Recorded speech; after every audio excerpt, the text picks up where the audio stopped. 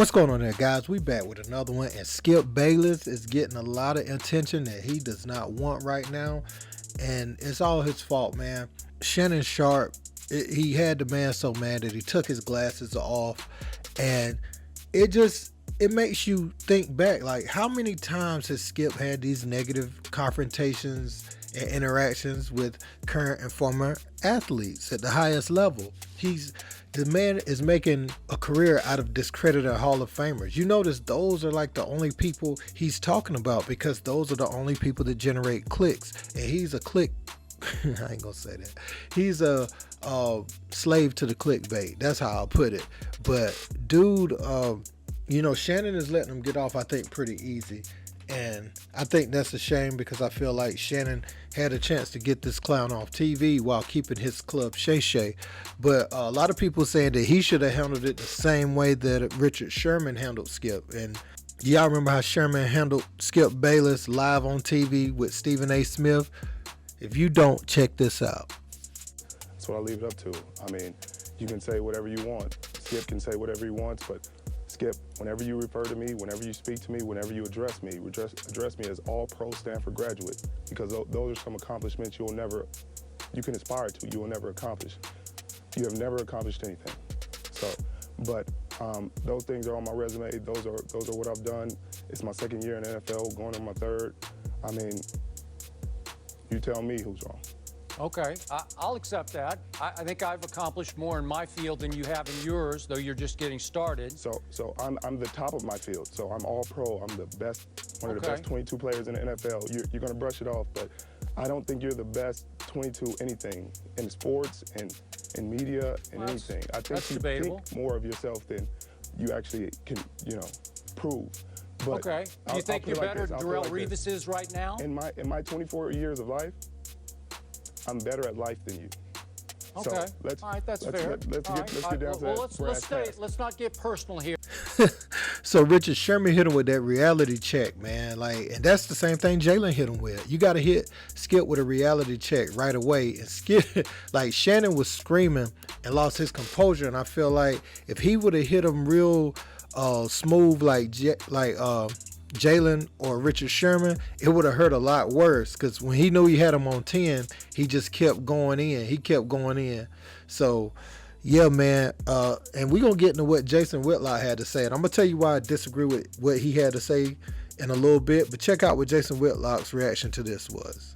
The sticks and stones adage originated in a black Christian newspaper during slavery as a reaction to white bigotry. It was a tool for black believers to reject and ignore the belittling and condescending comments hurled at them. The adage is a reminder to all believers that greater is he that is in me than he that is in the world. Someone needs to teach Shannon Sharpe the history of sticks and stones before he lets Skip Bayless bait him into career suicide. Okay, Jason Whitlock, that's good advice as far as you don't want Shannon to go out there and commit career suicide. You know what I'm saying? He needs to hold his composure, hold it in the role, at the very least until, he could get him off camera and speak to him like a man. And Skip is receptive because, even if he tries to speak to him, he's not receptive. That can go really bad, really fast too. But you brought in scripture, and I want you to remember this one when you give that advice. In Proverbs 18:21, and from the New International Version, it says, "The tongue has the power of life and death, and those who love it will eat its fruit." So basically, when you speak, you either speak in life or you speak in death, so to speak. And maybe it's not like physical death every time, but you can speak like chaotic, stir up strife and anger. So what I'm saying is Skip knew what he was doing when he was speaking.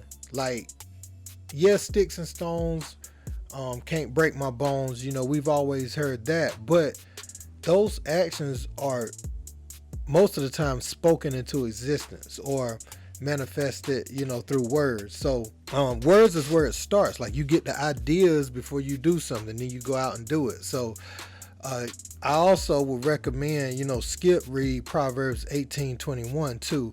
We can't just put that all on Shannon. You know what I'm saying? So that part I disagree with, where he's trying to say sticks and stones may break my bones, but words can never hurt me. Words can and will. You need to take heed. That's why you got 2 ears and 1 mouth. Be quick to listen and slow to speak. You know what I'm saying? So that's what I would say back to what Jason Whitlock had to say.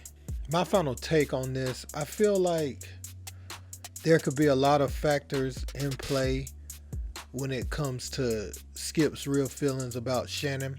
Shannon is taking off in other areas. A lot of people are doing things with Shannon outside of Undisputed. I'm talking about visibility wise. Shannon is more visible outside of the podcast Undisputed, because he got his own podcast, Club Shay Shay, which a lot of people prefer over Undisputed at this point. Undisputed is just it's a good chance to be seen on TV every day, you know what I'm saying, to a national audience, and you get pushed. But as far as Shannon, I feel like if he left the show, it'll be really great, and he could put more time into his other endeavors. And I feel like some of Skip's animosity is really coming from that, but Skip has no one to blame but himself for burning those bridges. Shannon didn't do that. And even when Shannon will have a disagreement with somebody, he doesn't stand on it if he's wrong. Skip is somebody, even in the debates, when he's wrong, he'll stand on it, and he won't even have a rebuttal sometimes. He'll just shake his head no and stand on what he's saying. And it's okay to say you were wrong sometimes. And maybe he's apologized privately, but he's got to let that apology be as loud as that disrespect was, because that was very disrespectful to someone who's one of the top players at his position that I've seen in my lifetime. He's one of the top tight ends. He played the game at the highest level. I mean, there's no way you can even dispute that. Stats, wins. When he went at Chris Carter, he went at him about rings. He couldn't go at Shannon about rings because Shannon won rings, and Shannon was a big part of the team winning the rings. You know what I'm saying? So I feel like Skip could be a little bit jealous.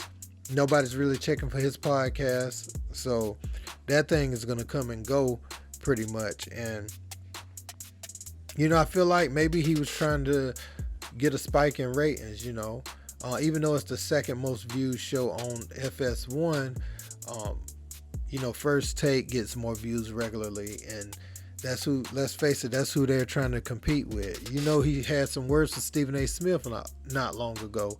He was trying to take credit for bringing Stephen A. along, and Stephen A.